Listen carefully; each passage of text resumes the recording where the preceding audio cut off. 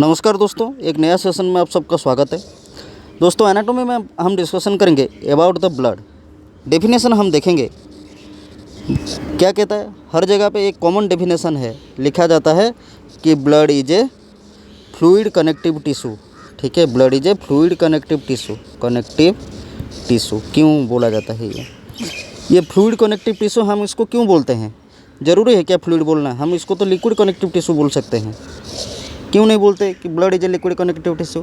क्यों हर बुक में ये नहीं लिखा जाता कि blood one type of liquid connective tissue circulated all over the body? क्यों नहीं लिखा जाता? देखिए, there is some difference between the fluid and liquid. हम फ्लूइड किसको बोलेंगे, लिक्विड किसको बोलेंगे, ये समझने के बाद ही हम डिसाइड कर सकते हैं कि हम ब्लड को लिक्विड कनेक्टिव टिश्यू क्यों नहीं बोल सकते।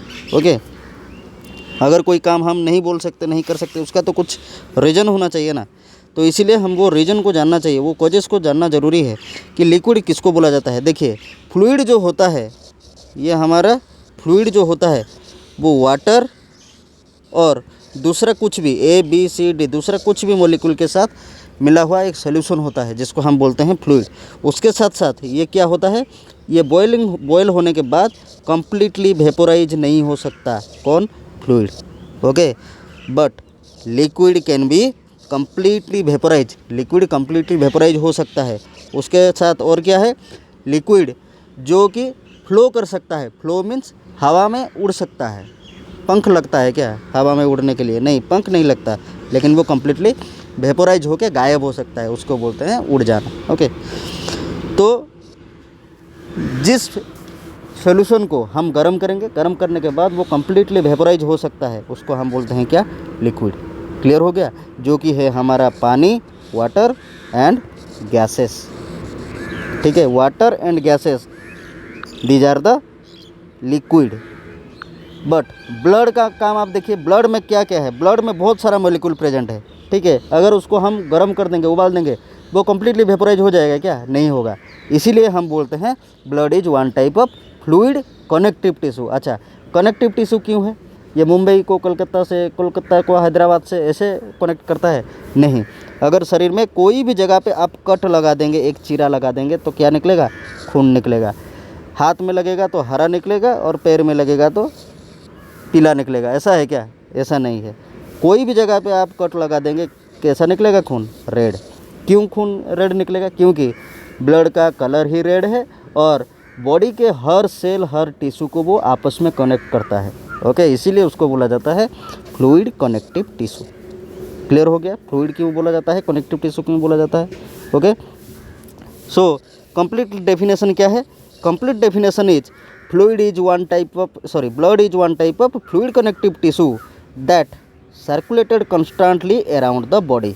Okay, blood one type of fluid connective tissue है जो कि ऑल ओवर बॉडी में सर्कुलेटेड होता है। अपने आप सर्कुलेटेड होता है क्या? नहीं। कैसे सर्कुलेट होता है? कोई तो उसको प्रोपेल कर रहा होगा सर्कुलेट होने के लिए। नहीं तो हम दौड़ रहे हैं, खड़े होते हैं, सोते हैं, बैठते हैं, वो हमारे ब्रेन में, मतलब पैर की तरफ से, ठीक है, लोअर एक्सट्रीमिटीज़ के तरफ से अगर वो फ्लो होगा तो ब्रेन तक भी पहुंच सकता है। और ब्रेन से भी जाके हमारा बाय हार्ट दे के लोअर एक्सट्रीमिटी तक भी जा रहा है। तो ऑल ओवर द बॉडी कैसे सर्कुलेट होता है? It is by the pumping action of heart. Okay, ये जो हमारा दिल है, हार्ट, ये क्या करता है? वो बॉडी को पंप करता है। पंप होने के कारण वो क्या होता है? प्रोपेल होता है। ठीक है, प्रोपेल होता है, धकेलता है वो ब्लड को। जाओ भाई, तुम इस जगह पे जाओ, उस जगह पे जाओ। ठीक है, धकेलता रहता है। कौन? हार्ट। पंपिंग एक्शन परफॉर्म करता है। दैट्स वाई ये हमारा जो ब्लड है all over the body circulate हो पाता है। क्लियर हो गया? तो यहाँ पे हम कंप्लीट डेफिनेशन क्या बोल सकते हैं अभी? Blood is A one type of fluid connective tissue that circulated constantly circulate होता है। ऐसा होता है क्या हम सो जाते हैं तो फिर सर्कुलेट होना बंद हो जाता है? ऐसा तो नहीं होता। सो गए तो फिर बंद हो गया तो फिर सो गए, हम उठेंगे नहीं। ओके, तो blood is a fluid connective tissue that circulated constantly around the body due to the pumping action of heart. Clear हो गया डेफिनेशन? अच्छा, उसके बाद काम क्या करता है? ये जो blood all over the body circulate होता है, ये काम क्या करता है? Function, what is the function of blood? Function क्या है? फंक्शन ये ब्लड ट्रांसपोर्ट क्या करता है? ऑक्सीजन, न्यूट्रिएंट्स, कुछ तो काम करता है, ठीक है, हॉर्मोन्स, और क्या करता है, रेगुलेट हीट, हाँ ये रेगुलेट करता है। ब्लड का ये काम होता है कि वो सारे ऑर्गन्स और सेल को ऑक्सीजन का सप्लाई कर सके, न्यूट्रिशन का सप्लाई कर सके, ओके, उसके साथ साथ बॉडी की टेम्परेचर को रेगुलेट कर सके। तो दोस्तों ये जो ब्लड का क्वांटिटी है ये कितना होना चाहिए, ये हमारा मेनली 80 ml पर kg बॉडी वेट के हिसाब से कहाँ पे दिखा जाता है, मेल में, ओके, और 70 ml पर kg बॉडी वेट के हिसाब से देखा जाता है फीमेल में। क्लियर हो गया।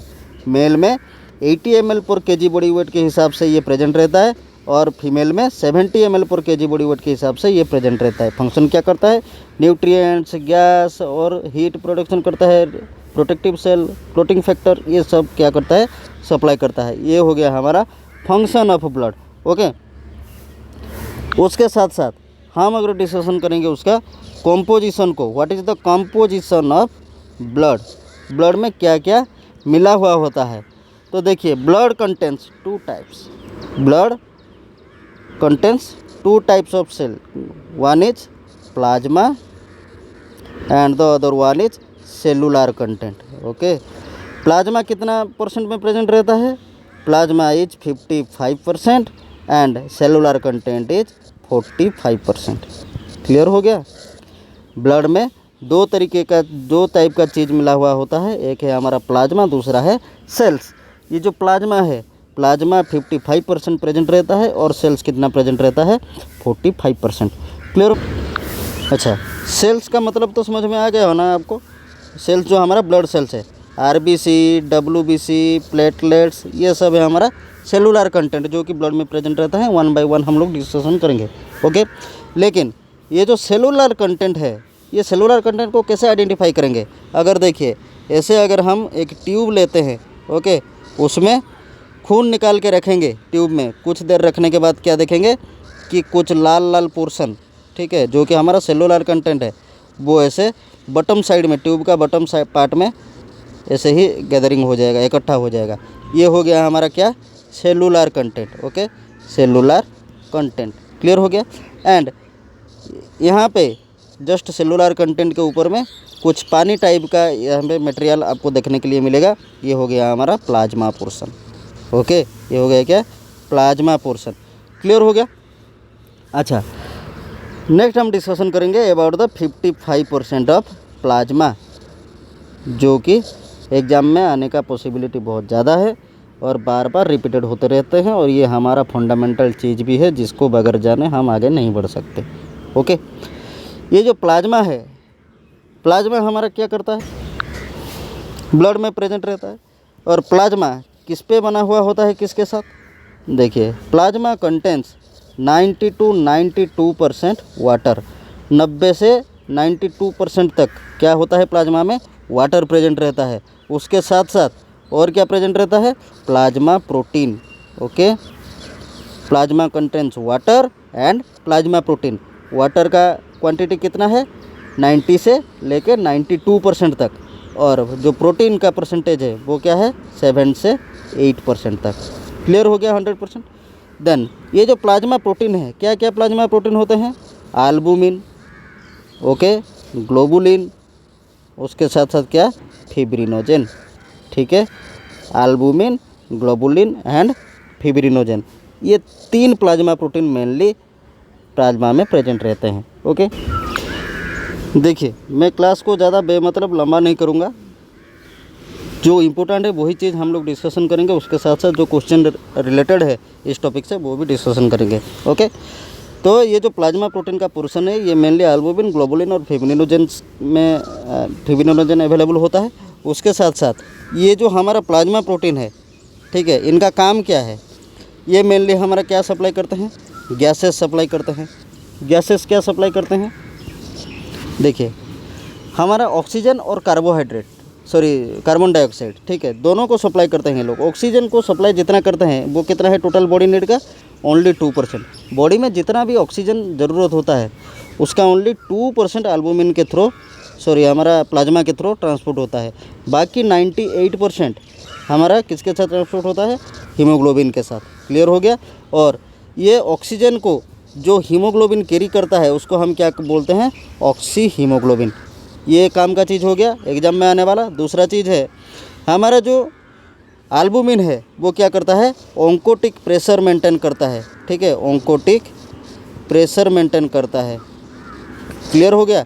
ऑन्कोटिक प्रेशर कौन मेंटेन करता है, ये हमारा एल्बुमिन मेंटेन करता है। ऑन्कोटिक प्रेशर क्या है, हमारा जो सेल मेम्ब्रेन के दोनों साइड, ओके, सेल मेम्ब्रेन के बोथ साइड में क्या होता है, ऑस्मोसिस को मेंटेन करके रखता है। ऑस्मोटिक प्रेशर, ऑस्मोटिक प्रेशर कौन मेंटेन करके रखता है, एल्बुमिन। ठीक है, अगर मेम्ब्रेन के कोई भी साइड से वन साइड हो जाए सारा फ्लूइड या मॉलिक्यूल वन साइड हो जाए तो क्या होगा, बॉडी में स्वेलिंग देखने के लिए मिलेगा, जिसको हम बोलते हैं एडिमा। ओके, तो एल्बुमिन का अगर डेफिशिएंसी होता है तो ये ऑस्मोटिक प्रेशर मेंटेन नहीं हो पाता दोनों साइड में, जबकि उसके रिजल्ट में क्या होता है कि ये जो मॉलिक्यूल और फ्लूइड है वन साइड हो जाते हैं, ओके, सेल्स में आ जाते हैं, जिसके कारण बॉडी में स्वेलिंग देखने के लिए मिलता है।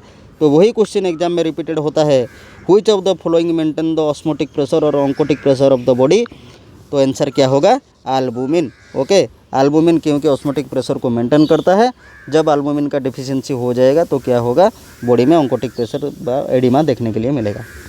क्लियर हो गया, ये काम का चीज़ था। दूसरा चीज़ ये क्या हम डिस्कशन किए, ऑक्सी हीमोग्लोबिन के बारे में।